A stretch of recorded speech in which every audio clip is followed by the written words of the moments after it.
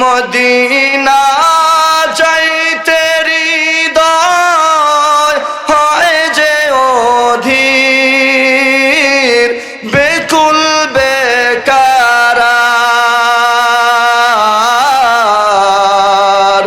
Medina যাইতে হৃদয় হয় যে অধীর, বেকুল বেকারার। করো গো মিনতি মঞ্জুর দয়াতে ইয়া রাসূলুল্লাহ, হাসরে পাই যেন তোমার দেখা গো ইয়া হাবিবাল্লাহ। পড়েন সুবহানাল্লাহ। আল্লাহ তাআলা বলেন, আল্লাযী খালাকাল মাউতা ওয়াল হায়াতা লিয়াবলুয়াকুম আইয়ুকুম আহসানু আমালা। পড়েন আল্লাহু আকবার। আল্লাহ তাআলা বলেন, গোলাম আমি তোমাকে জীবন দিয়েছি রে গোলাম, আমি আবার তোমাকে মৃত্যু দিব।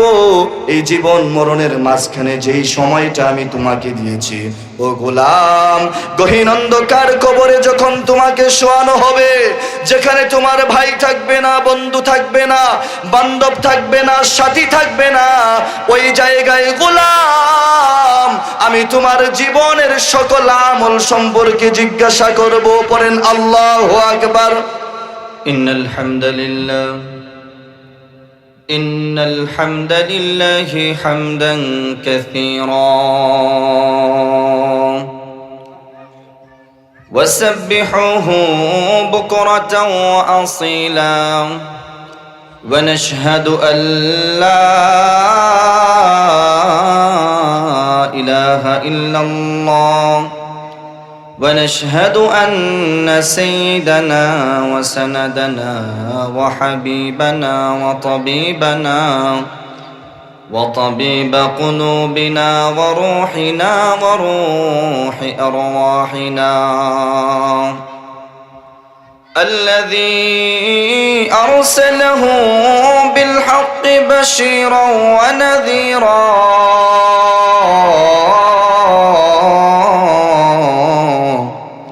وداعيا إلى الله بإذنه وسراجا وقمرا منيرا فقد قال الله تعالى في كلامه المجيد وفي فرقانه الحميد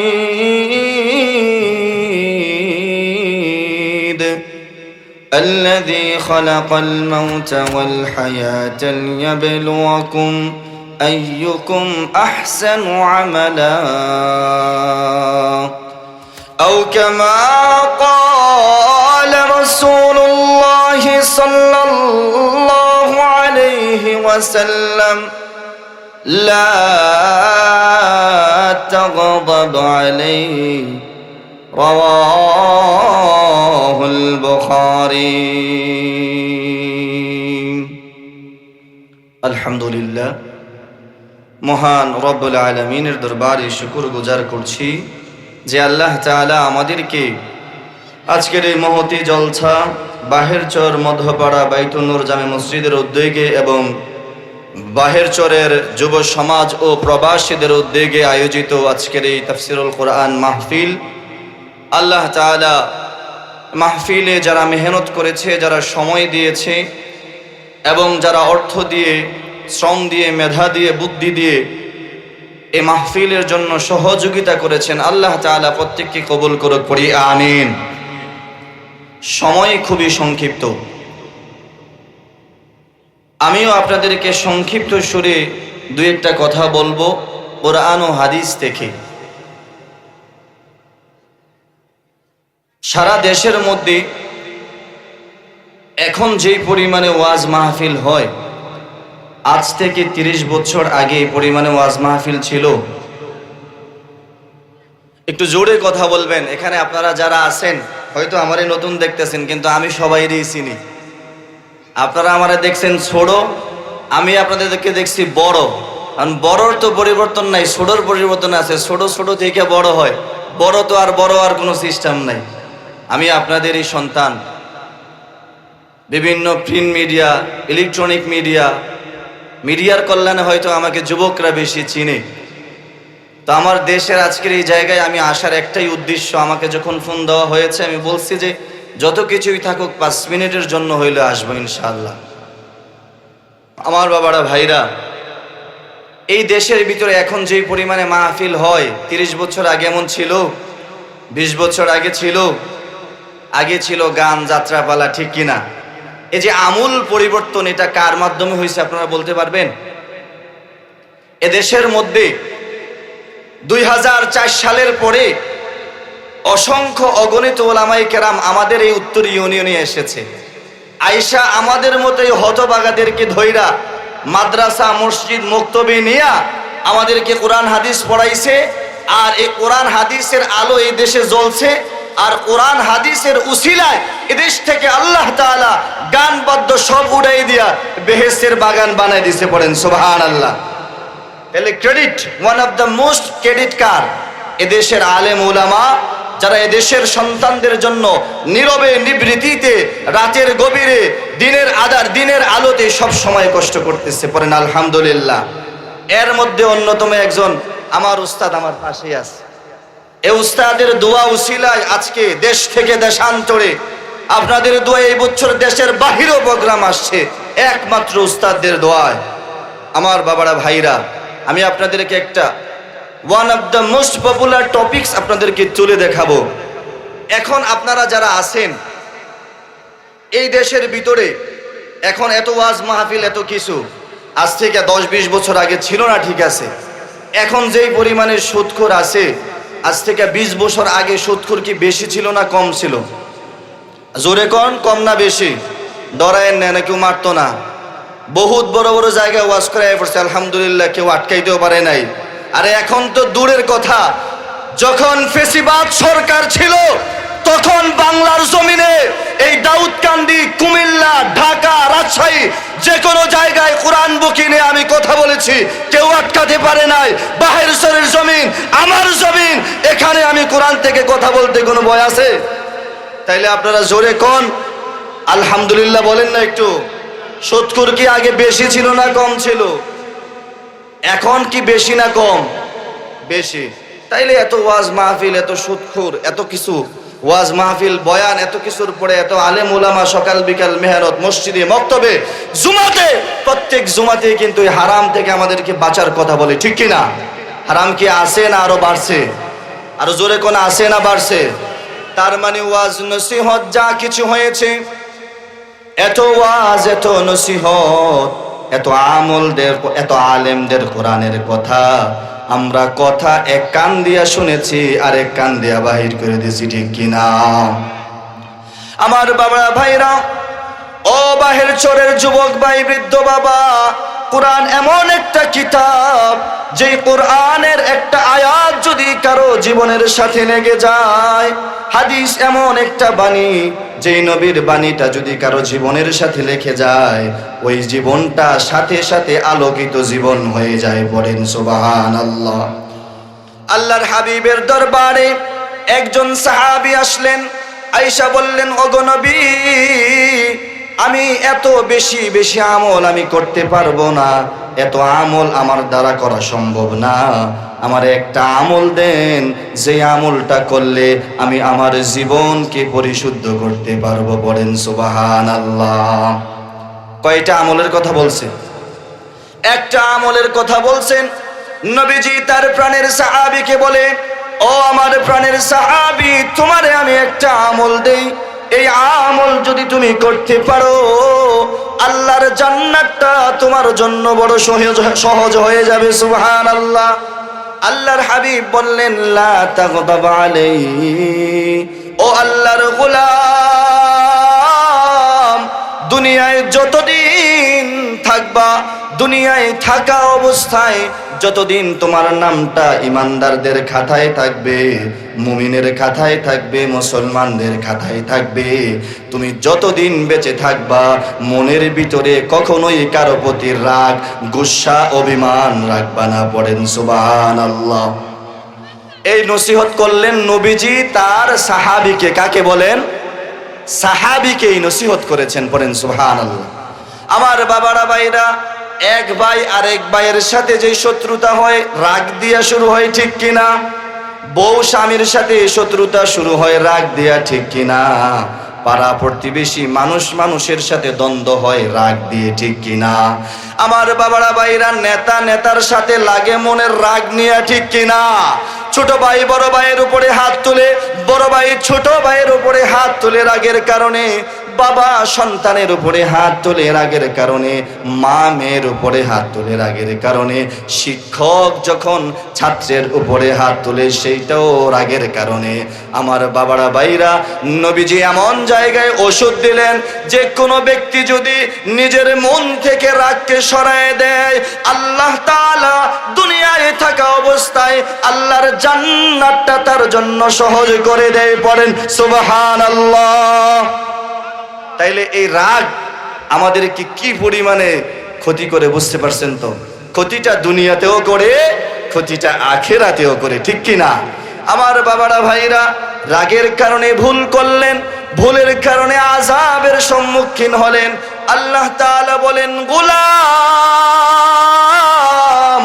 কবরে যখন তুমি যাইবা মনে রাখিও গোলাম, তোমাকে কবরে শোয়ানোর পরে তোমার জীবনে যত ভুল আছে, যা কিছু আছে, আমি আল্লাহ কিন্তু সব কিছুর জন্য তোমাকে জিজ্ঞাসা করব।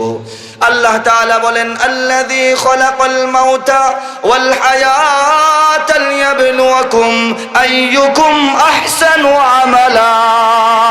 পড়েন আল্লাহু আকবার।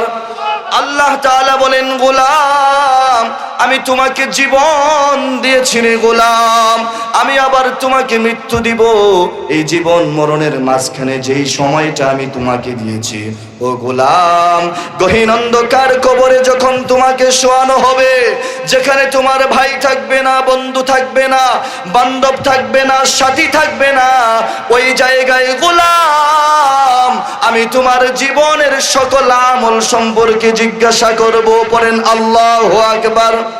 আবার কোরআনুল কারীমে বলেন, বান্দারে, দুনিয়ার জীবনে দুনিয়ার জমিনে অন্যায় করে বাঁচা যায়, ঘুষ দিয়ে বাঁচা যায়, মাঝে মধ্যে নেতাদেরকে ঘুষ দিলে বাঁচা যায়, মানুষকে মিথ্যা বলে বাঁচা যায়, কিন্তু কবরের জমিনে বাঁচার জায়গা নাই রে গোলাম। তোমার জীবনের আমলগুলো আমি এমন ভাবে রেখেছি আর এমন ভাবে তোমাকে দেখাবো রে গোলাম, একটা ছোট থেকে ছোট আমল তোমার জীবন থেকে তুমি লুকাতে পারবে না। আল্লাহ তাআলা পবিত্র কোরআনুল কারীমে বলেন, ফামান ইয়ামাল মিসকালা যাররাতিন খায়রান ইয়ারা। ও গোলাম, আল্লাহ তাআলা বলেন, ওমান ইয়ামাল মিসকালা যাররাতিন শাররান ইয়ারা। তোমার জীবনের প্রত্যেকটা নেক আমল, তোমার জীবনের প্রত্যেকটা বদ আমল ওই কঠিন হাসরে জাররা জাররা করে অনুপরিমাণে যেই নেক আমল আছে, অনুপরিমাণে যেই বদ আমল আছে, আমি আল্লাহ সব সেই দিন তোমার সামনে তুলে ধরব। পড়েন আল্লাহু আকবার। ঘুষ চলবে কবরে? কইলাম যে একটা মার্ডার করছি, ফেরেশতাদেরকে কয়েক লাখ টাকা ঘুষ দিয়ে দিই, চলবে? নিবে ফেরেশতারা ঘুষ? আল্লাহ ঘুষ নিবে? রাস্তা নাই। আল্লাহ কয়, হিসাব কিতাব বরাবর। বলেন কি বরাবর? দুনিয়ার গুনাহ তোমাকে গোলাম দুনিয়াতেই ধুয়ে মুছে সাফ করে যেতে হবে, ঠিক কিনা? কবরে যাওয়ার আগে তোমার জীবনের সব কিছু দুনিয়াতেই মিটমাট করে যেতে হবে। যার আখের ভালো তার সব ভালো। জীবনে সারা জীবন যদি গুনাহ থাকে আর রাতের গভীরে তাহাজ্জুদের সালাতে এমন ওয়াজের মাহফিলের প্যান্ডেলে 2 ফোঁটা চোখের পানি ছেড়ে যদি আল্লাহরে ডাক দিয়া বলে, আল্লাহ, ওগো আসমানের মালিক আল্লাহ, আমি তো নাফরমান রে মালিক, তোমার নাম তো রহমান। আমি তো গুনাহগার রে আল্লাহ, তোমার নাম তো গফফার। মালিক তুমি গফফার নামের উসিলায় আমারে মাফ করে দাও। আল্লাহ কয় বান্দা তুই আমারে ডাক দিতে সময় লাগবে, তোর মনের অবস্থা যখন আমি বুঝবো, একনিষ্ঠতার সাথে আমি আল্লাহরে যখন ডাক দিবি, আমি আসমানের মালিক আল্লাহ তোকে সাথে সাথে মাফ করে দিব। পড়েন সুবহানাল্লাহ। তাইলে আল্লাহর কাছে মাফ চাইতেও কোনো সমস্যা নাই। আজ থেকে আমরা আল্লাহর কাছে তওবা করি, মালিক ওই গহীন অন্ধকার কবরে যেই দিন আমার মা আমার দেখে পলাই যাবে, আজকে যদি আমি এখানে বিপদে পড়ি, আমার ভাই উঠে আসবে, আমার বাবা উঠে আসবে। আল্লাহ তাআলা বলেন ওয়া উম্মিহি ওয়া আবি ওয়া সাহিবাতিহি ওয়া বানি। দুনিয়ার জমিনের মা বাবা, স্ত্রী সন্তান, পরিবার পরিজন, গহীন অন্ধকার কবরে হাসরের ময়দানে গোলাম তোমারে দেখা পলাই যাবে রে গোলাম। তোমারে রক্ষা করার কেউ থাকবে না। যিনি তোমাকে রক্ষা করবেন তিনি হচ্ছেন তোমার মালিক আল্লাহ। পড়েন সুবহানাল্লাহ। আর যিনি তোমার সুপারিশ করবেন তিনি হচ্ছেন তোমার রাসূল। যেই রাসূলকে জীবনে একবার মনের ভিতরে আশা করলা না, দুনিয়ায় থাকতে দুই একবার নবীর জিয়ারত পাইতাম, কিন্তু আজও নবী মদিনার জমিনে শুয়ে শুয়ে তোমার জন্য কান্দে। পড়েন আল্লাহু আকবার। সবচাইতে আপন যিনি হবেন তিনি হচ্ছেন আমার রাসূল। পড়েন সুবহানাল্লাহ। আমরা দুনিয়ায় কত কিছুর আশা করি, কিন্তু কেউ একবার আশা করি না যদি নবীজির জিয়ারতটা দুনিয়ায় হয়ে যেত তাহলে কতই না ভালো হতো, ঠিক না? তোমারি জিয়ারত পাবার আশা মোর ইয়া রাসূলাল্লাহ।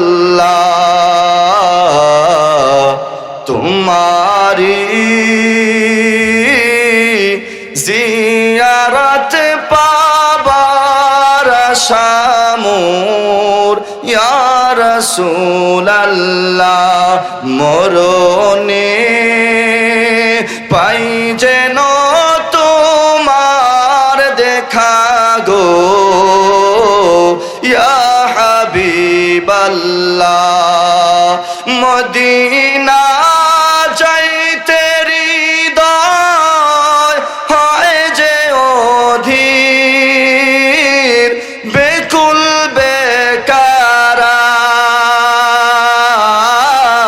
বেকারার। মদিনা যাইতে হৃদয় হয় যে অধীর, বেকুল বেকারার। করো গো মিনতি মঞ্জুর দয়াতে ইয়া রাসূলাল্লাহ। হাসরে পাই যেন তোমার দেখা গো ইয়া হাবিবাল্লাহ। পড়েন সুবহানাল্লাহ। সর্বোপরি বাবারা, সময় সংক্ষিপ্ত, নামাজের সময় হয়ে গেছে। যে কথাগুলো বলেছি দুইটা কথা, এক হচ্ছে মন থেকে সব রাগ জেরে শেষ করে দেব, ঠিক কিনা? দ্বিতীয় হচ্ছে কবরে আমাকে যাইতে হবে, কবরে যাওয়ার আগে আমার হিসাব কিতাবটা আমারই মিলাই নিতে হবে, ঠিক কিনা? আর সম্পূর্ণ যতটুকু ভালোবাসা উজাড় করা দরকার এটা আল্লাহ এবং তার রাসূলের প্রতি করব, ঠিক কিনা? আল্লাহ তাআলা আমাদেরকে তৌফিক দান করুক, পড়ি আমিন। আজকের এই মাহফিল যারা আয়োজন করেছেন তাদেরকেও আল্লাহ তাআলা কবুল করুক, পড়ি আমিন। আজকের এই মাহফিলের যিনি প্রধান বক্তা তিনি আমার সাথী ভাই,